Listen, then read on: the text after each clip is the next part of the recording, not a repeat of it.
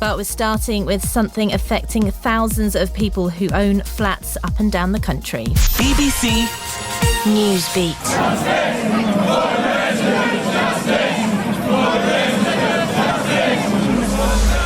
It's nearly 4 years since a fire at Grenfell Tower in London killed 72 people. Now there's a new law to make blocks like that safer for those who live in them.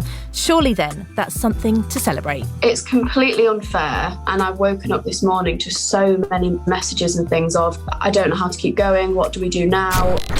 Yeah, not quite. This is Will Chalk, and for thousands of people like Jenny, this bill is nowhere near what they wanted. I'm kind of sorry, can you see my cat is... Go on then, go get her, let's see her.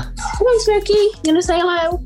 We live in a 2-bedroom flat and it's turned into a cat palace. My name's Jenni Garrett, I'm 24 and I moved to Sheffield actually exactly 2 years ago this week. Since Grenfell, tower blocks around the UK have been found to have similar issues with fire safety. This bill, designed to sort that, has been going back and forth between the various levels of Parliament for ages. The sticking point?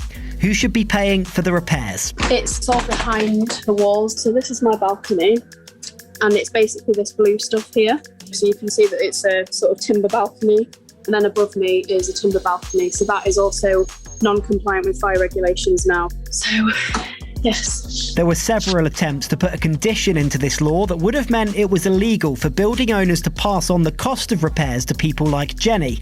Ultimately, though, that hasn't happened. The mistakes that I'm having to potentially now pay to fix were put in when I was 11 years old. It just sort of shows how ridiculous the whole situation is, that the person that happens to live in the flat at the time these are discovered should be responsible for paying, when it was the developers, the people that signed the buildings off, the government for not regulating properly.